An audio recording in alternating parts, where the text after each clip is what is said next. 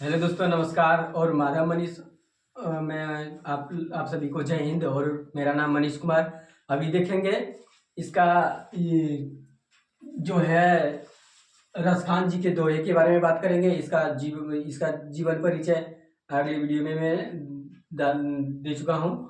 और अभी देखेंगे इसका दोहे कि इसका कौन कौन से दोहे हैं और इसका हिंदी भावार्थ भी देखेंगे।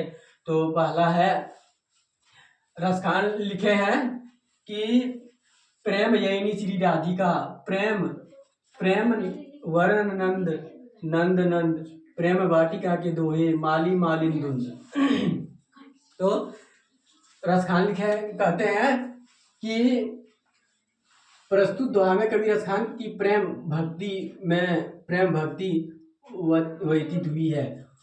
कवि ने राधा को प्रेम रूपी घर या खजाना और कृष्ण को प्रेम वर्ण कहा है। हमारे रसखान जी कहते हैं कि प्रेम रूपी घर मतलब राधा को प्रेम रूपी घर कहा है, और राधा को प्रेम रूपी घर या खजाना कहा है, कृष्ण को प्रेम वर्ण कहा है।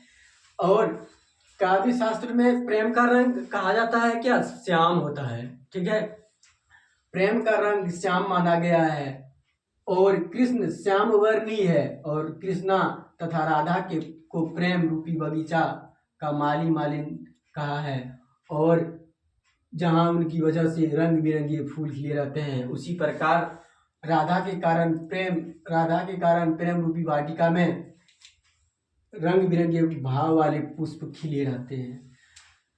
हमारे रसखान जी कहते हैं कि राधा जो है प्रेम रूपी घर या खजाना है, और कृष्ण क्या है? यह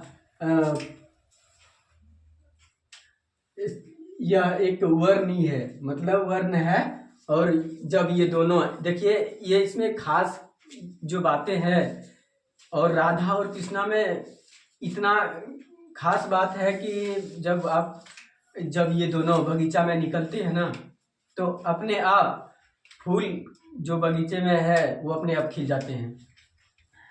तो वही कहते हैं कि काव्य शास्त्र में रंग श्याम माना गया है, और कृष्ण श्याम वर्णी है। और कवि कृष्ण तथा राधा को प्रेम रूपी बगीचा का माली और मालिन कहा है। और जहाँ उनकी वजह से रंग बिरंगे फूल खिले रहते हैं बगीचा में, जैसे ही एंट्री होंगे राधा और कृष्णा, फूल अपने आप खिलने लगते हैं, और वहाँ का सुगंध भी तुरंत एक्सचेंज हो जाते हैं, और फूल का सुगंध आना चालू हो जाता है। उसी प्रकार से कृष्ण और राधा के कारण प्रेम रूपी वाटिका में रंग बिरंगे भाव वाले फूल खिले रहते हैं। अगला पद दोहा है, मोहन छवि रस खानी, लखी अब दुग अपने नाही, आचे आवत धनुष से छूटे सर से जाही। इसमें कहते हैं गुरु नानक कि कवि रसखान कहते हैं कि कृष्ण की छवि को देखकर उनकी आंखें उनके वश में नहीं रहती है। और जिस प्रकार राधा रानी की आंखें जब से कृष्ण से मिली है ना, तब से प्रेमिका राधा श्री कृष्ण से मिलने व्याकुल है।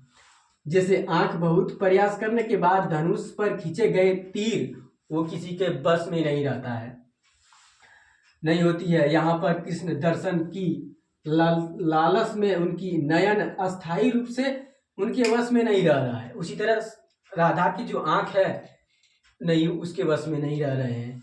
इसके बाद है, राधा के नेत्र धनुष से निकले तीर समान बड़ी तेजी से कृष्ण की ओर मनमोहक छवि की ओर बढ़ती ही जाती है। जिस तरह तीर अपने आप अपने डायरेक्शन को बताता है और उसी के तरफ जाता है, उसी तरह राधा के जो आंख है वो सीधा कृष्ण की छवि की तरफ मनमोहक है, मतलब देखने के लिए व्याकुल है। ठीक है, आगे है, मोह मन मनिक ले गयो चित चोर नंद नंद, अब मैं का करूं परी फेर के फंद।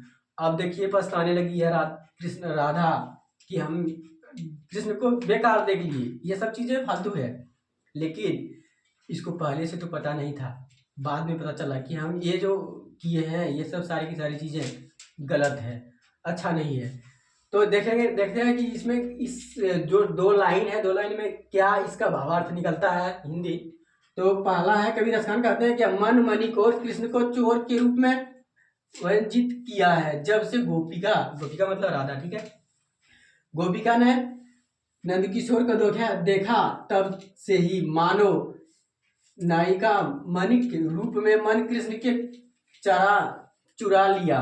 मन चोरी के कारण गोपिका बहुत उलझन में पड़ गई है और बिना मन के गोपिका का जीना कठिन हो गया है, जो कि इनकी विवशता को देखता है। गोपिका कहती है कि उन्होंने नंदकिशोर को देखकर बड़ी भूल कर दी। नायिका कृष्ण के रूप होकर करसन में फंस गए हैं, अपना जीवन कठिन कर लिया है, अपना जीवन कठिन कर लिया है। कौन? राधा, ठीक है। तो ये सब करने के बाद फिर से गोपिका कहती है, राधा कहती है कि ये सब जो है अच्छी चीजें नहीं है, ये करके मैंने सबसे ज्यादा बड़ा गलती कर ली है। इसके बाद लास्ट है, प्रीतम नंद किशोर दीन ते नैन नी लग्यो मन पावन चित चोर पलक ओठ नहीं कर सको। आगे है, कबीर खान कहते हैं कि मैं कृष्ण की प्रीतम तथा चित मतलब मन चोर कहा है। कृष्ण अपने यादित रूप सौंदर्य से बंद कर गोपी के चित को हार लेते हैं। जिस दिन से गोपिका की आंखें प्रीतम कृष्ण से लग गई है ना, उसी दिन से चित चोर कृष्ण को वह धन घर के लिए भी अपनी आंखों से दूर करना नहीं चाहती है। देखिए, इसीलिए किसी को एकटक देखना ना चाहिए। जब देखिएगा ना तो फिर यह आपका सबसे बड़ा भूल हो सकती है, जैसे कृष्ण जी राधा ने की है। वही लास्ट में कहते हैं कि कृष्ण को प्रीतमा जो चित जो मन है ये चोर है, राधा का जो मन है ये चोर के समान है।